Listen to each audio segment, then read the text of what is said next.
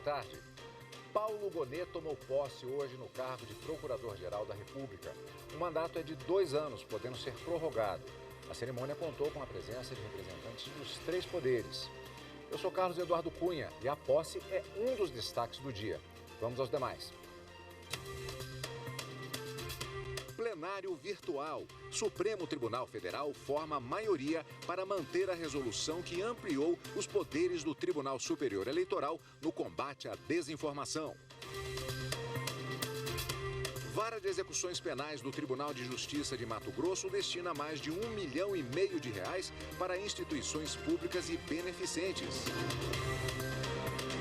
E ainda, experiência da Justiça brasileira sobre a superlotação do sistema penitenciário é apresentada em evento nas Filipinas.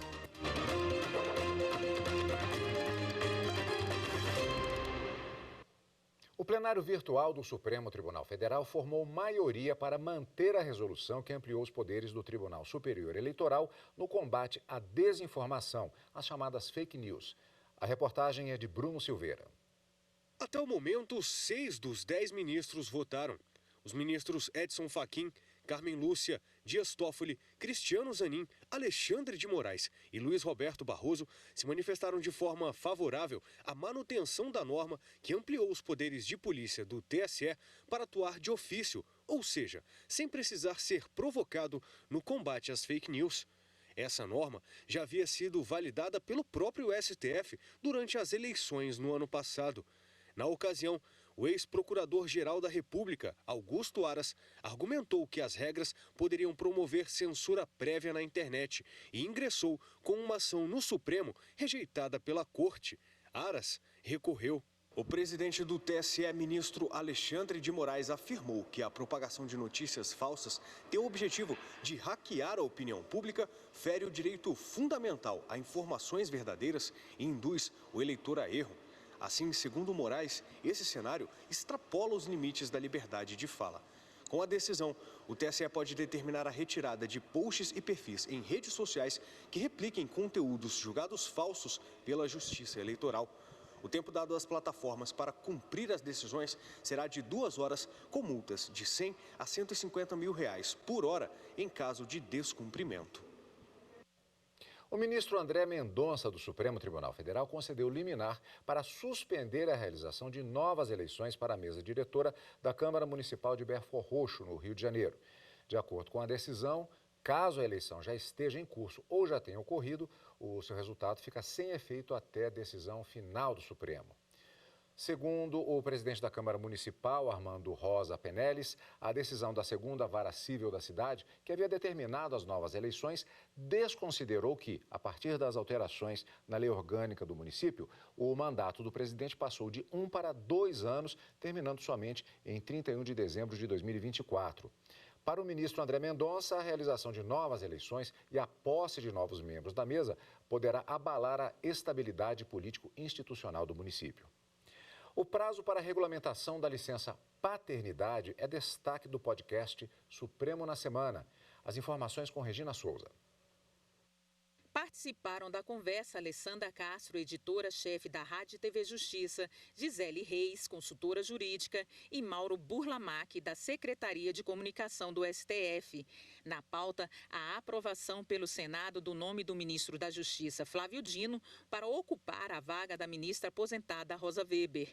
O episódio também trata do início do julgamento de uma ação sobre a possibilidade da Justiça extinguir ações em execução fiscal de baixo valor.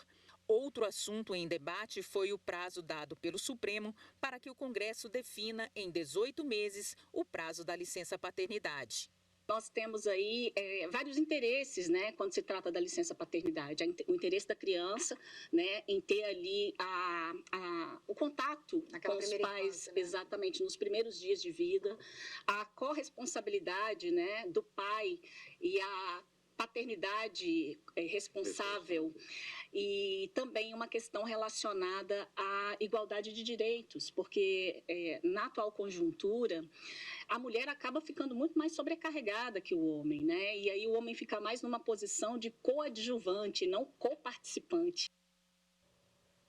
O ministro Luiz Fux, do Supremo Tribunal Federal, suspendeu decisão da Justiça do Trabalho que havia declarado ilegal o contrato de terceirização feito pela Petrobras para execução de serviços de limpeza, controle de pragas, manutenção de áreas verdes e predial do seu edifício sede no Rio de Janeiro. Segundo Fux, o juiz da capital fluminense desconsiderou o entendimento vinculante do Supremo sobre a constitucionalidade dessa modalidade de prestação de serviço. Ao aceitar a liminar, o ministro considerou que a interrupção das operações prediais deixaria o edifício sede da Petrobras sem a devida manutenção. A advogada associada não consegue vínculo de emprego com o escritório de advocacia. A decisão é da 8ª turma do Tribunal Superior do Trabalho. A reportagem é de Anderson Conrado. A ação foi ajuizada por uma advogada do Estado do Espírito Santo. A profissional argumentou que a inclusão dela no quadro societário dos escritórios, um sediado no Rio de Janeiro e outro em Vitória, com cota mínima, caracterizaria fraude aos seus direitos trabalhistas. Ela sustentou que não tinha nenhuma autonomia própria de um sócio e alegou que estavam presentes, no seu caso, todos os requisitos da relação de emprego. O Tribunal Regional do Trabalho da 17ª Região no Espírito Santo manteve o entendimento do juízo de primeiro grau. Com base no princípio da primazia da realidade, o TRT concluiu que a mera existência do contrato de associação não exclui a configuração do vínculo empregatício, constatado pela presença dos requisitos constantes dos artigos 2º e 3º da CLT.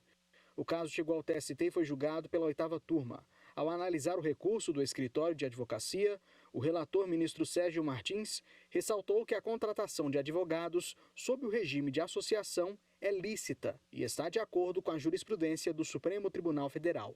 Segundo o ministro, a invalidade desse tipo de contrato depende da demonstração de vício de consentimento, o que não ocorreu no caso dos autos, uma vez que o TRT fundamentou sua decisão apenas na presença dos requisitos da CLT. A decisão foi unânime e não cabe mais recurso.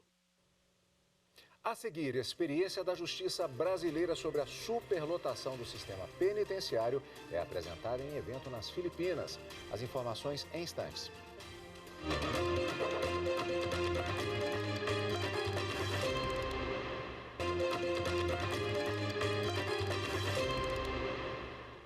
O Supremo Tribunal Federal determinou a primeira pena definitiva pelos atos antidemocráticos de 8 de janeiro. A decisão do ministro Alexandre de Moraes foi tomada após o fim de todas as possibilidades de recurso. Anderson Arcoverde tem os detalhes.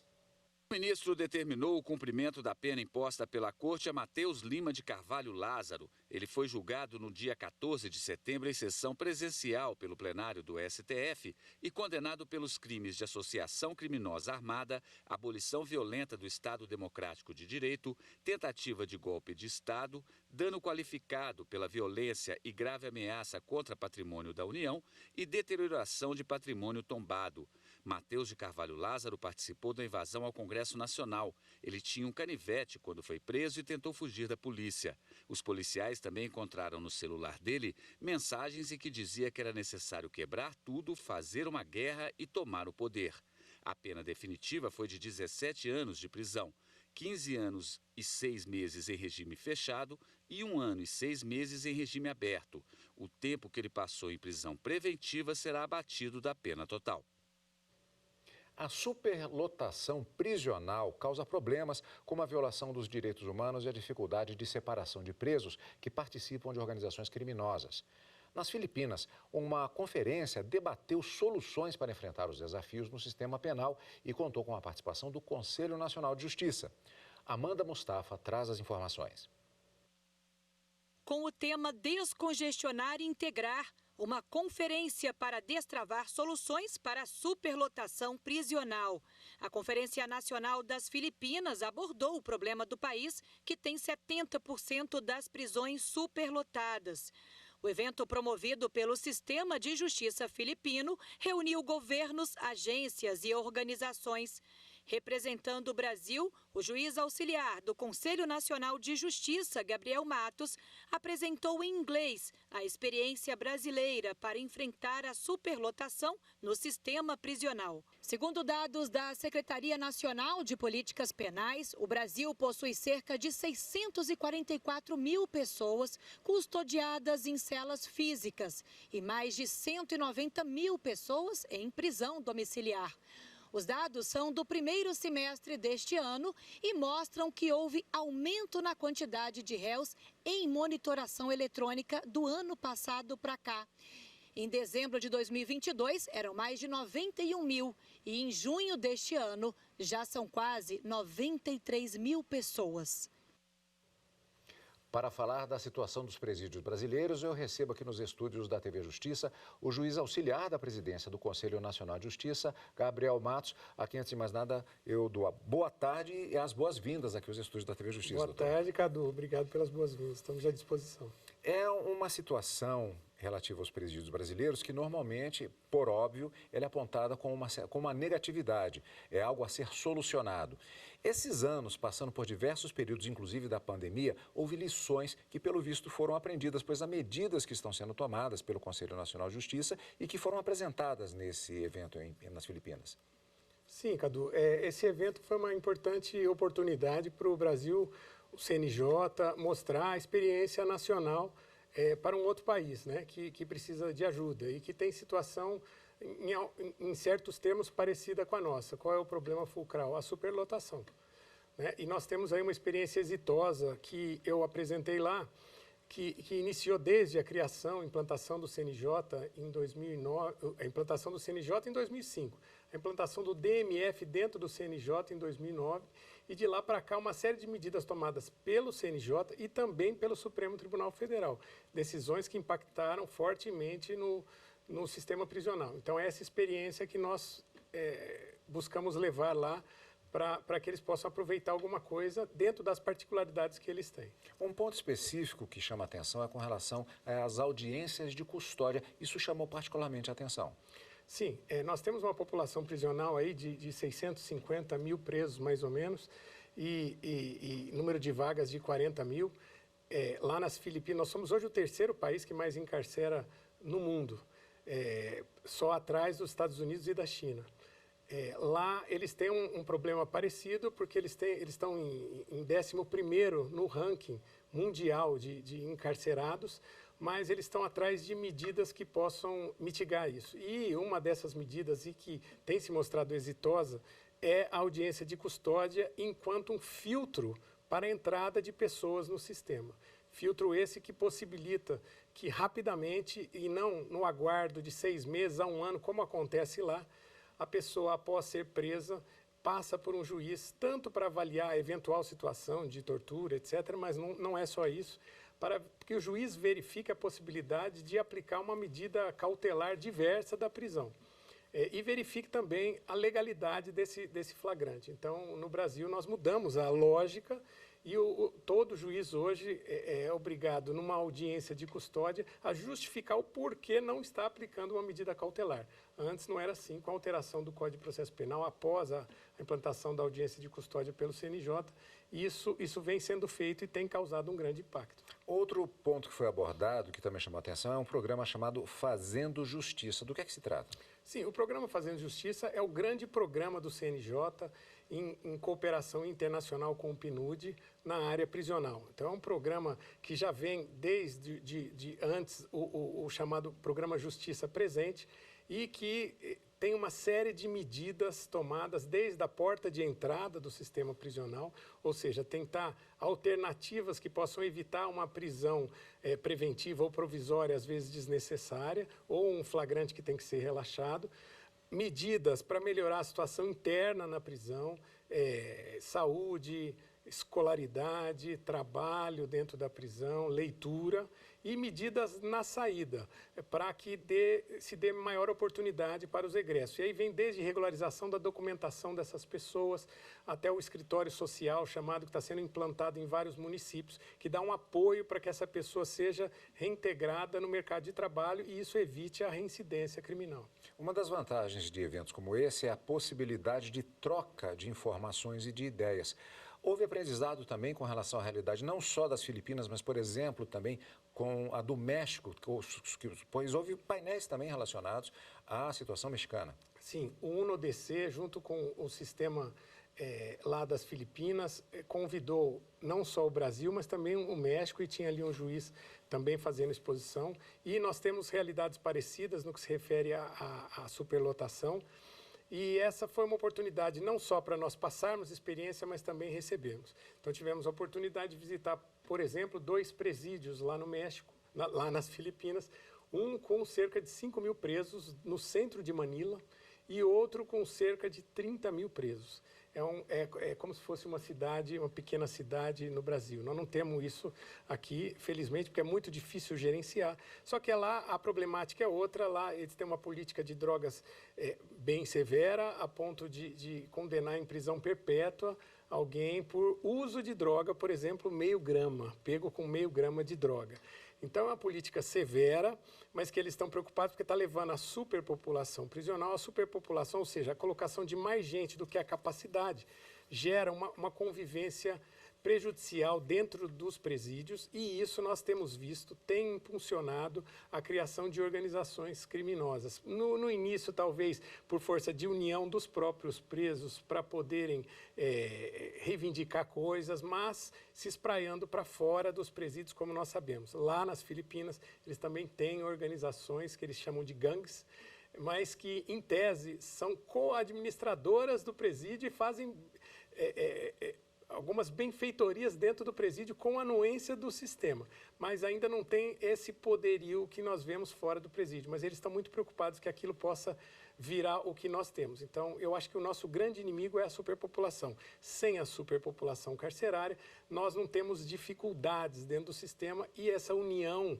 dos presos acaba ficando desnecessária se o sistema funciona bem. Ora, eu vejo alguns documentários que seria possível se fazer aqui, mas infelizmente isso é apenas uma amostragem na nossa entrevista. Agradeço a participação aqui no Jornal da Justiça para falar a respeito do assunto e agradecendo e lhe desejando já um Feliz Natal adiantado. Igualmente para todos os espectadores, para vocês todos aqui da TV Justiça. Muito obrigado. Mais uma vez, obrigado, doutor. E a seguir, Vara de Execuções Penais do Tribunal de Justiça de Mato Grosso destina mais de R$1,5 milhão para instituições públicas e beneficentes. As informações em instantes.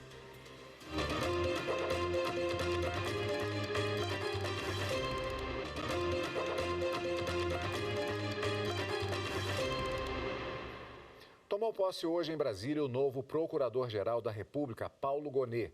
Representantes dos 3 poderes marcaram presença na cerimônia. Os detalhes com Márcio Fontenelle.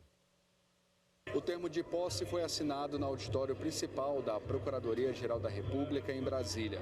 Paulo Gonet foi recebido por autoridades, ministros do Supremo Tribunal Federal, parlamentares e pelo presidente Luiz Inácio Lula da Silva. Considerado um profissional discreto e técnico, durante o discurso, Gonet falou sobre o papel do Ministério Público Federal na sociedade e o compromisso em respeitar a Constituição Federal. A harmonia entre os poderes, fundada no respeito devido por cada um deles às altas missões próprias e às dos outros, é pressuposto para o funcionamento proveitoso e resoluto do próprio Estado Democrático de Direito. A isso o Ministério Público deve ater-se, e é isso o que lhe incumbe propiciar. A defesa constante dos direitos inerentes à dignidade que peculiariza cada ser humano deve ser o nosso norte intransigente. O Tribunal Gaúcho ganhou uma vara estadual de saúde. A instalação foi em cerimônia realizada no Foro 2 de Porto Alegre. A reportagem de Paola Marcon. A nova unidade judiciária é competente para processar e julgar ações da Justiça Comum envolvendo entes públicos, nas quais se busca o fornecimento da prestação jurisdicional relativa à matéria da saúde. A instalação foi realizada no 22º andar do Foro Central 2 de Porto Alegre, na presença de integrantes da administração, magistrados, servidores e autoridades. Nós tínhamos a jurisdição de saúde dentro das circunscrições territoriais das comarcas, e isso fazia com que houvesse mais de um procedimento e vários tipos de decisões e às vezes até conflito entre as responsabilidades municipal, estadual e federal. Com a estadualização e com o processo virtual que nos permite o estabelecimento de fluxos e a relação das interfaces envolvidas, a gente terá uma potencialização muito grande na prestação de serviços de saúde, no alcance de serviços de saúde, com muito menos danos aos erários. Por quê? Porque terá uma condição melhor de planejamento a partir das estatísticas e mapeamentos que serão feitos. Inicialmente, a unidade absorve os processos que já tramitavam na antiga 10ª Vara da Fazenda Pública de Porto Alegre, transformada agora na Vara Estadual da Saúde, e a abrangência sobre as ações novas que ingressam nas comarcas da capital e de Sapucaia do Sul. A previsão é a ampliação gradativa para outras comarcas do estado.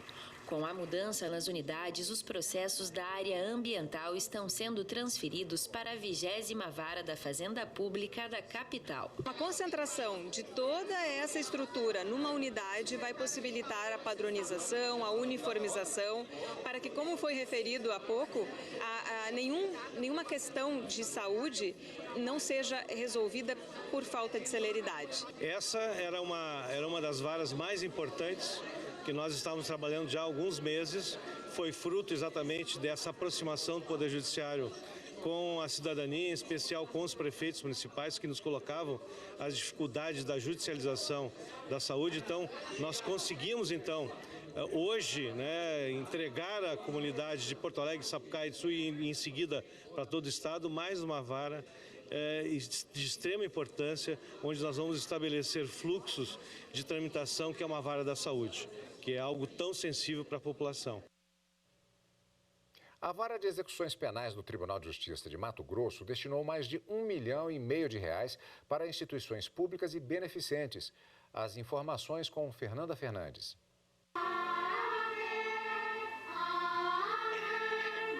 A apresentação do Coral Santa Cecília abriu a solenidade de destinação de recursos oriundos das prestações pecuniárias, das penas e medidas alternativas, promovida pelo Judiciário de Mato Grosso na sede da instituição. O total foi de pouco mais de R$1,5 milhão, quantia que vai contemplar 12 instituições e projetos da capital. Todas as instituições que apresentaram projetos foram visitadas.